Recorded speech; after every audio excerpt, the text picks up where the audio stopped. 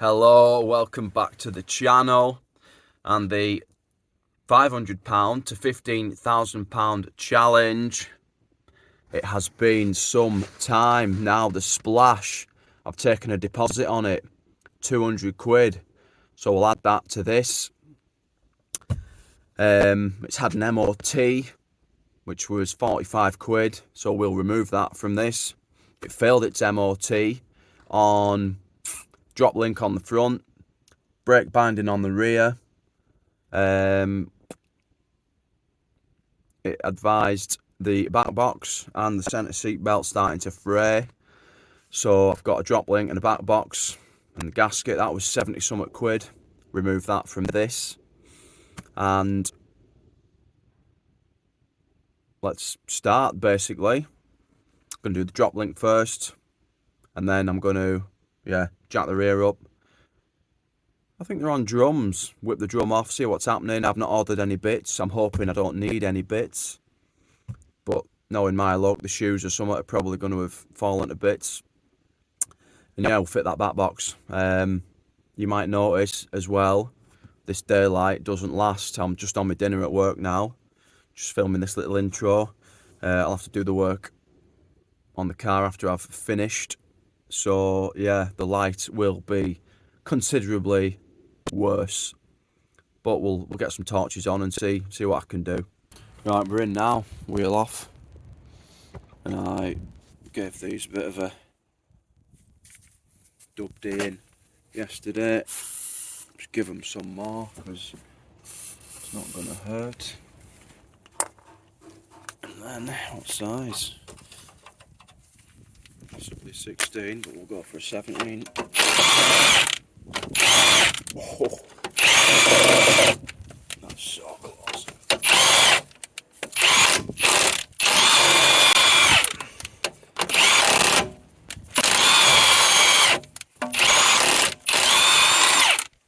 Yes. Did not expect that.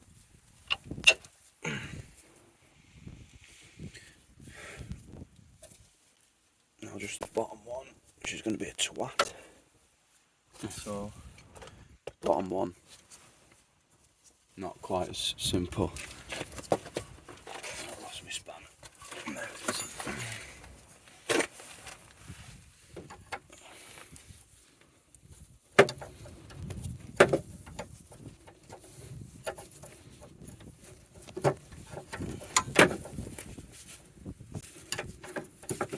There we fucking go.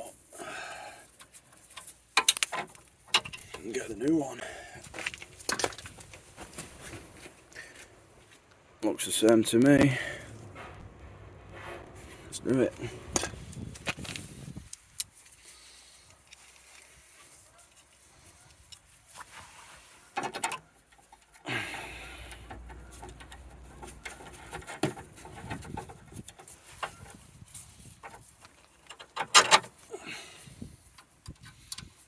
I think we'll gun the top on.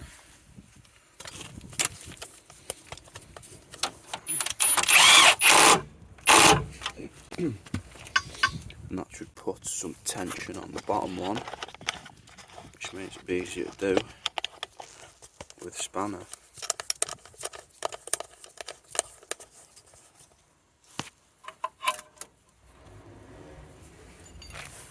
That's the theory anyway.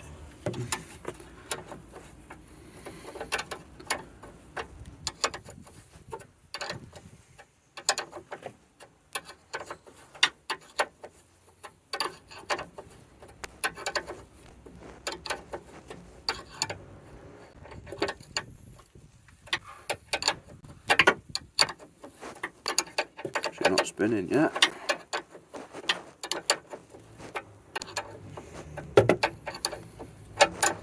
Yes. Oh, let's check the top one. Oh, nice. Lovely. Whew. Wheel back on. And then I think we'll have a look at the brakes. So this is the brake that's binding. And you should be able to turn this with one hand, but I'm struggling. we've got in one of these holes, if I can get low enough, in there, I'm not going to be able to show you, there's a toothed wheel, a cog. I'm just going to back this off and see whether that frees this side off a bit. And then we need this cap out, the nut in the middle out. Take the drum off, make sure everything is as it should be in there before I put it back together. Hopefully this is a cheap. Right, there's been a change of plans. Screwdriver wouldn't fit in that hole, or it'd fit, but I couldn't get enough leverage on the little cog. So what I'm doing now, I've got this sort of handbrake cables on shore. I'm just going to try and back this off. To be fair, that nut is actually quite far back, but I think it's just a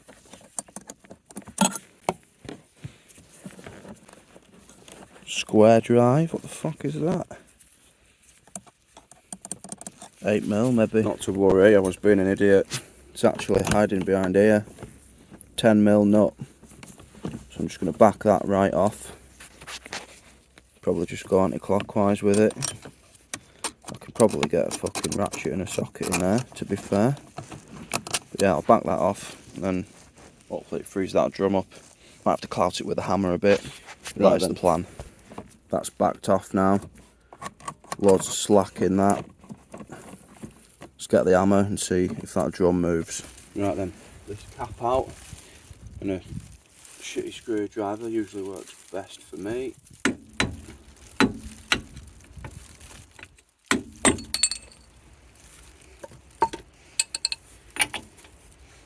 Oh, 30mm.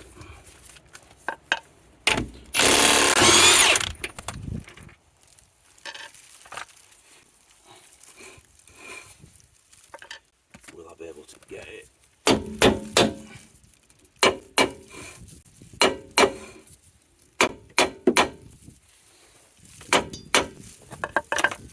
Oh.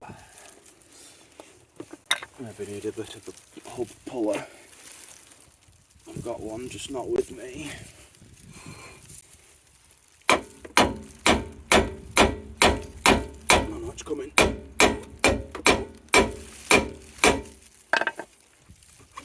Yes. There we go.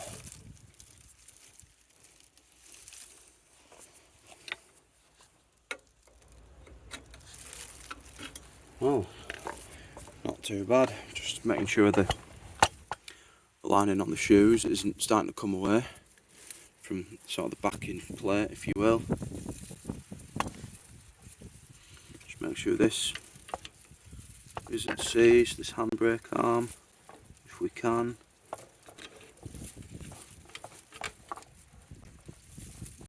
Seems nice and free, that to me. And the sort of stop is on where it should be. It's not sort of holding off. Nice. This is the adjuster I was talking about.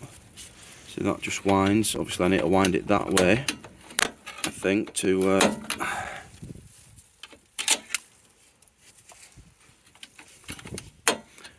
back it off. Come on, don't make me look silly.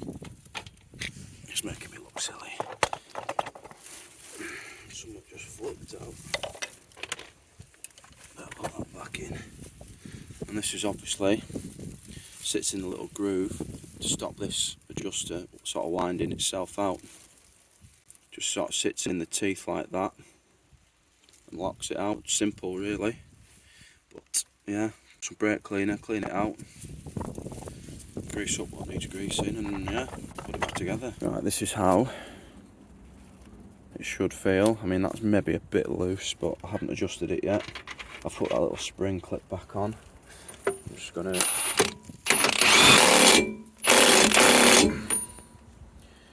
put that back on. There's a little locking tab that wants sort of smashing down with a chisel. I'll do that once I know it's adjusted. I'm gonna pump the pedal.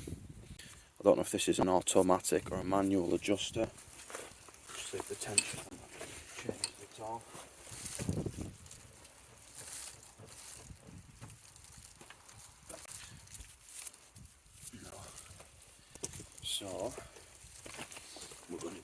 screwdriver, I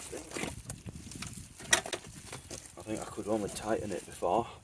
Could tighten it, but couldn't loosen it. So hopefully now. Do I tighten the handbrake cable? I might tighten the handbrake cable Right first then.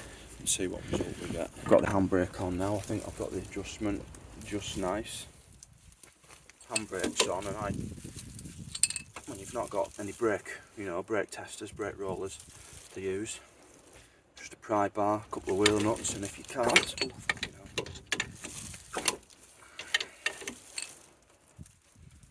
move it with the pry bar, chances are it's going to be alright. And with the handbrake off, turn that with one hand and you can hear just a slightest bit of drag from the shoes. That's usually how I like to set them up. So I'm happy with that.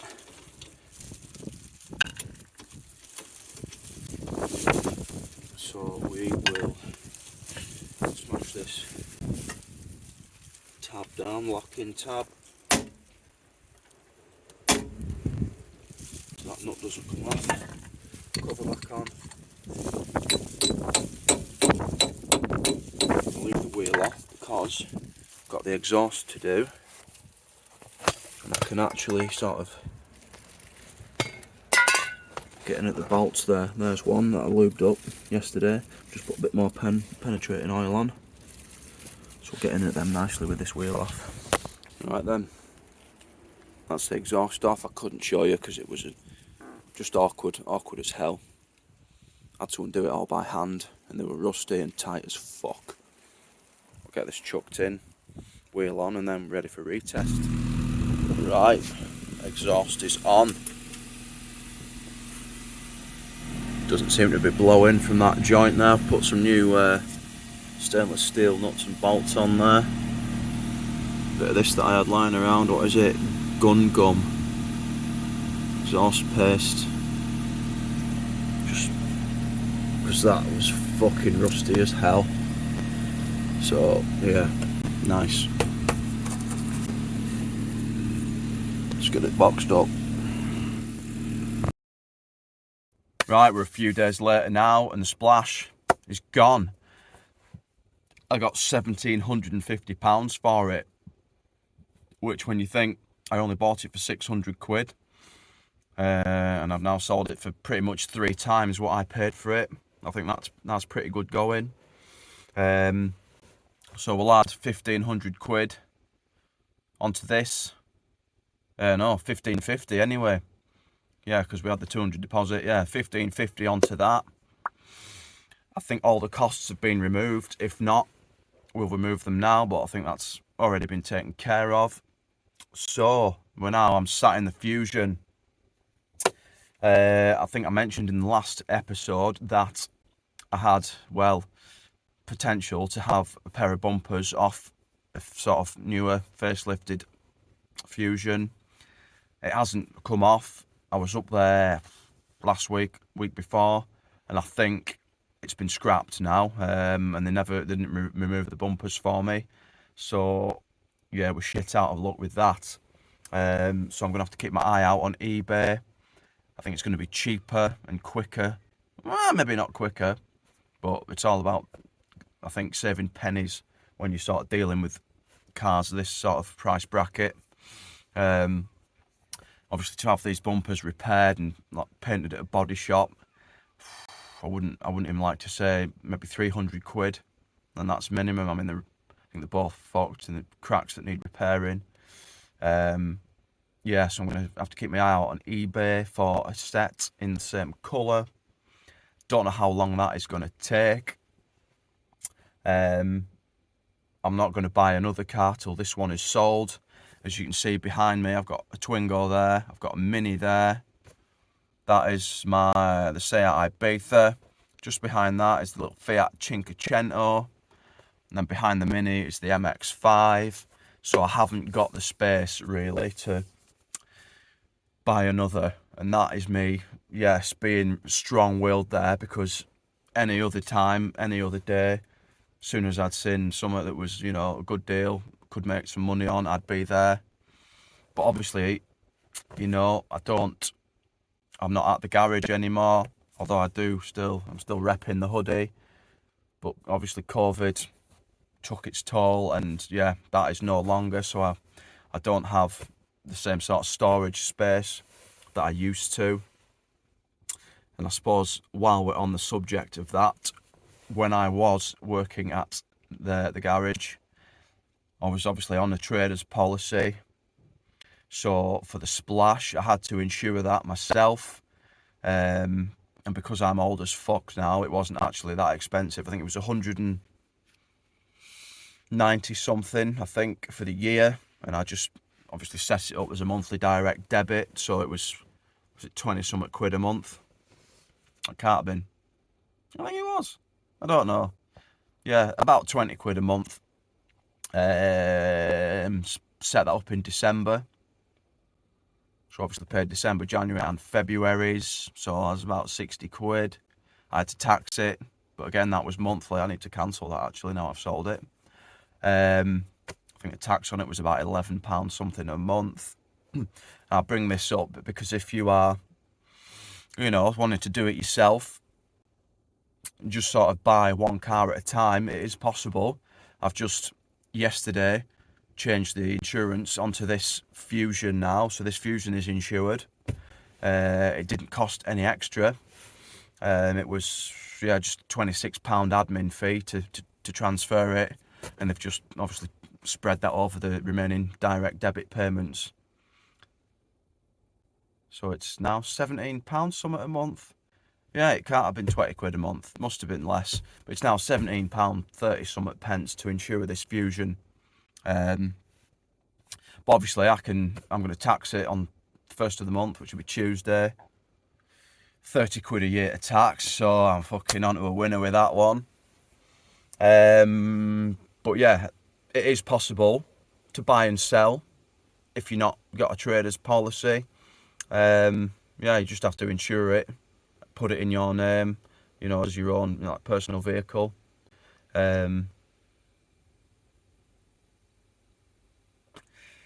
Obviously age will play a big factor. Points on your license might play a big factor.